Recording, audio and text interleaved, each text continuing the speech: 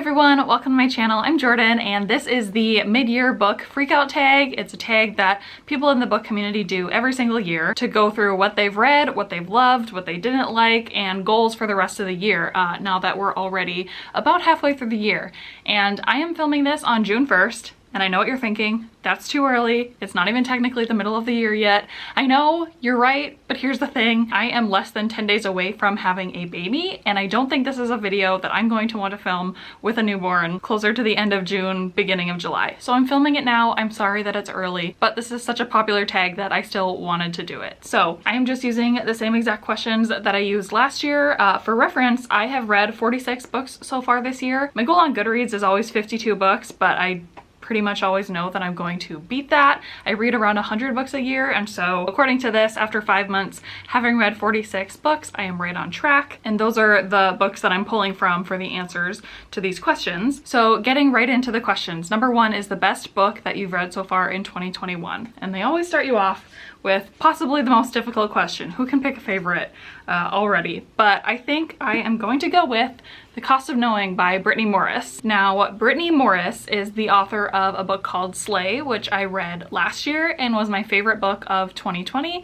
And so I'm not all that surprised that her follow-up book, which was just published this year, I also really loved, and I'm already considering it a favorite for the year. This is a sci-fi contemporary book about these two brothers who have kind of lost their relationship with each other a little bit, and this is kind of about the big brother making an effort to reconnect with his little brother, and there's some special sci-fi elements to it, but I think it's a little bit better if you don't know exactly what's going on before you go in. But I can say that it has something to do with like seeing the future, and the title kind of relates to that. What's the cost of knowing the future, and if you can change it or if you can't change it, how does that affect your decisions and your relationships? This was not only a fun and entertaining book, but it was impactful as you're seeing these two brothers' relationship kind of rekindle, as well as they're both dealing with some really hard things in life. They're both Black boys, and so they're dealing with being treated and discriminated against like criminals and having to grow up, you know, too fast and not being able to enjoy their childhood and adolescence. And those are just topics that I don't read a lot about, and I don't think are in a lot of books in general, so it was refreshing to read, you know, new material. But again, it's all packaged in this fun and entertaining story. So please pick this up if you have not seen it on your radar, if you haven't read it yet. It's really good. Question number two is the best sequel you've read so far in 2021.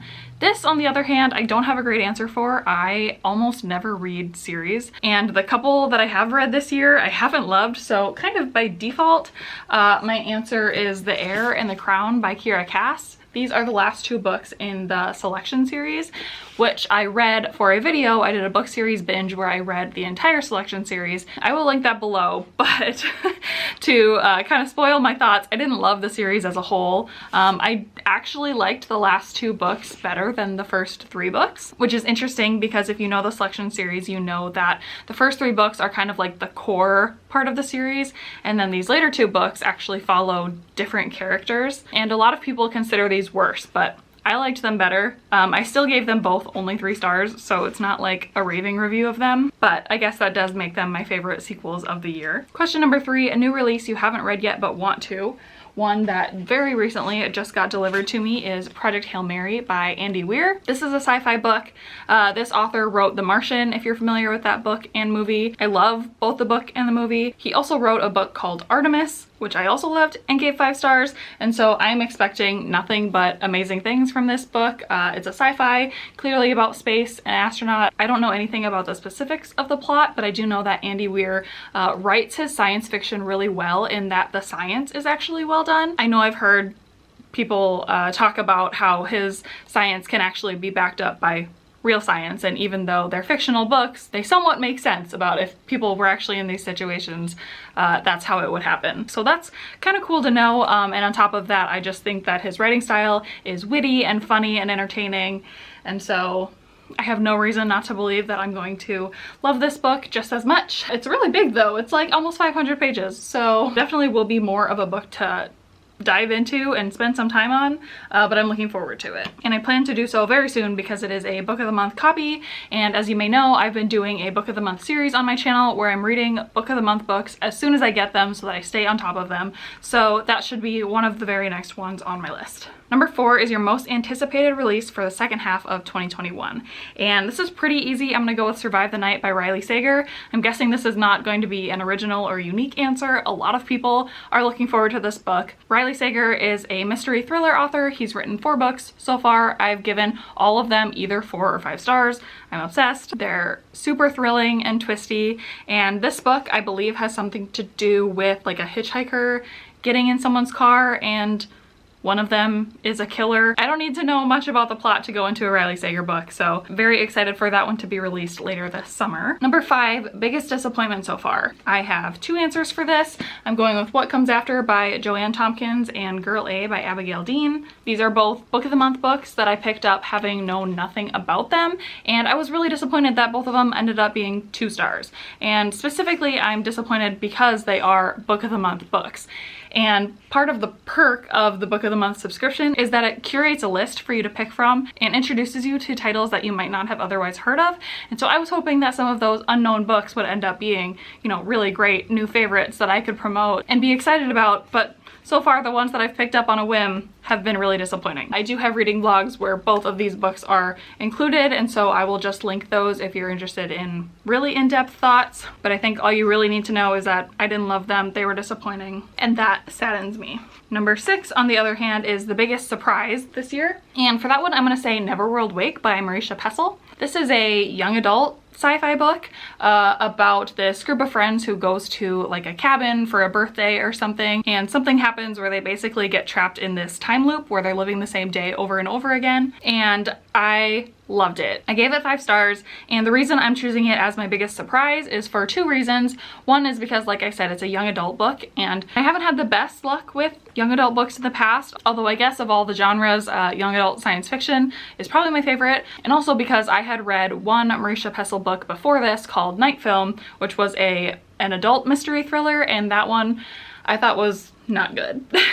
I think I had rated that book 2 stars, and so I'm kind of surprised that I ended up still giving this book a chance, but I'm really, really glad I did because I loved it so much. Highly recommend if you like, you know, that time loop Groundhog's Day sort of scenario. This one does it well, it does it uniquely, and I really liked where the book went. Number 7 is a favorite new author, and this can be a debut author or just an author who's new to you. And my answer for this is definitely Tiffany D. Jackson. I did a whole video where I read all of her books that are out so far. She has 4 of them. She is a young adult contemporary writer, but her books always tend to have like a darker, more mysterious, sort of more thrilling subplot, and I really loved reading all of her books. I read them in publication order and they just got better and better as I went along. So not only do I love her backlist of books, but I'm excited for the books that she's going to put out in the future. I believe her next one comes out at the end of this year, so I will for sure be picking that up. But again, I'll link that video if you're interested in seeing my more in-depth thoughts about any of her books. New favorite for sure. Won't miss a new release from her going forward. Number 8 is newest fictional crush. This was also a pretty hard question to answer because I don't read a lot of straight up romance. I mostly read science fiction, mystery thrillers, and hard-hitting contemporaries. So there's not a lot of room for like light and fluffy romances for me to fall in love with a love interest. But I was able to come up with 2 answers. The first one, I'm really tempted to say Maverick from Concrete Rose. And if you don't know this book, this is the prequel to The Hate U Give by Angie Thomas. The Hate U Give follows a black teenager named Star, and Concrete Rose follows Star's dad, Maverick, when he was a teenager. And the reason I say he might be a fictional crush is because this is all about his journey becoming a teen dad and him, you know, really stepping up to that responsibility and doing what he has to do for his kids. And I mean, what's not to love there? I don't think we see enough stories about, you know, young dads, and so this fulfilled a need in me that I guess I didn't know I had. And so I really, really liked reading about Maverick. And then in more of a traditional sense, I guess my other fictional crush would be the love interest in Beach Read by Emily Henry. This is an adult romance book, and it's about these 2 authors who are spending their summer in like neighboring beach houses, and they're both in writing slumps, and so they decide to write each other's genres kind of as a competition to see who can write the other person's genre faster and prove that it's easier to write. What I liked about this romance and this love interest is that they are adults and they're going through adult issues. And so while we had lots of, you know, cutesy moments, we also had a lot of hard-hitting, more emotional moments where they're dealing with things by themselves, unrelated to the romance that they're starting. So I don't know, is there anything, you know, super specific about him that makes him my fictional crush? Not really, just the story in general and the fact that he's a grown adult going through some stuff but still willing to put himself out there for romance. Number 9, newest favorite character. This was also kind of a hard one to choose, but I'm just gonna go with both of the brothers in The Cost of Knowing. Like I already said, they're going through stuff too, and it was nice to see them kind of lean on each other and get to know each other better. And it just really made me feel for them and like their brotherly bond. I felt really connected to both of them as characters. So that's my short and sweet answer for that one. Number 10, a book that made you cry. I don't remember the last time I like actually cried and bawled at a book, if ever. I don't know if that's ever happened, but probably one that's gotten closest is The Dream Daughter by Diane Chamberlain. This is kind of a mix between historical fiction and science fiction because it is about a woman who is pregnant in the 1970s and finds out that her baby has a heart defect that is not curable, and so she's going to lose the baby, but then she talks to someone who tells her that he can help her time travel to the 2000s when technology has advanced enough that they could save her baby. And so it's about her making that decision and making that journey to save her baby. It's super emotional, very hard-hitting and impactful. Highly recommend if that sounds at all interesting to you. And it's a bit of a longer book, so you do really get a lot of time to connect with these characters, this mom, what she's doing for her child, and it's emotional. So again, it's the closest to making me cry. I don't know if I actually shed a tear for this one, but the feelings were there and I really liked the book. I gave it 5 stars. All right, number 11, a book that made you happy. I'm gonna go with a recent read and say People We Meet on Vacation by Emily Henry. This is the same author as Beach Read, which I was talking about earlier. And this is about 2 best friends who have this tradition of going on vacation every summer together, and then they have a falling out, and this is following them a couple years later as they decided to go on vacation one more time, and they're kind of mending their friendship and developing, you know, a relationship. It is a romance. This one I didn't find quite as impactful emotionally as Beach Read because they weren't going into, you know, their more difficult individual issues. It was much more about, you know, the vacations they're going on and their relationship as friends. And so it definitely, in my opinion, falls more in the light and fluffy romance category, but I had fun with it. I let myself, you know, accept that it was going to be, you know, light and fluffy and not emotional. And in doing that, I let myself have a really fun and happy reading experience. And it was really fun reading about people going on vacation and traveling and doing fun things, obviously in a time when most of us are not. It was nice to live vicariously through these characters. And so for that, I really enjoyed it and would say that it made me happy. Getting down to the end here, number 12 is the most beautiful book you've bought or received this year. I definitely am gonna go with Grown by Tiffany D. Jackson. I mean, just look at the cover. I love the yellow color of it. I love the beautiful main character and her sparkly earring. I mean, there's not much I have to say about it. It's just the most beautiful book that I got this year, and that's all there is to it. And I also really liked the book itself, so even better.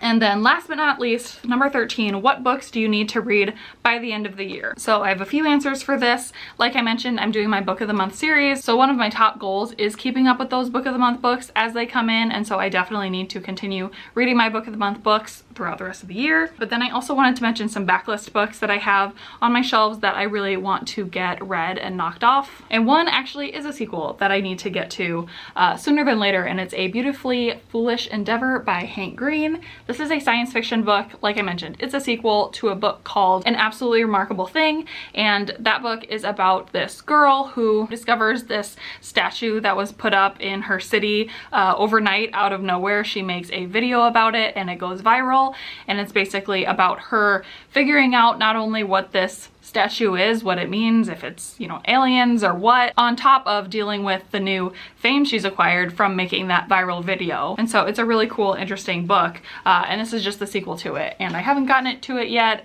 It's quite big and chunky, and so I think that's why I'm a little intimidated by it, but I'm pretty sure I'm gonna love it. So I just need to bite the bullet and get to it. And then my last answer is I have 2 books to read by my favorite author, who is Colleen Hoover. I have read all of her newest releases, but I'm trying to get through all of her backlist, and these are the last 2 standalone books by her that I have not read yet. Honestly, I don't know if I'm going to particularly love either of them, but it's just the fact of having all of her books read because she is my favorite author. That's why I want to knock them out. So that is all the questions for this tag. Please let me know if you've read any of the books that I mentioned and if you liked them or what your thoughts were. And if you completed this tag yourself on your own channel, please let me know about that too so that I can go and watch it. But other than that, I don't have anything else. Thank you so much for watching this video, and I will see you in my next one.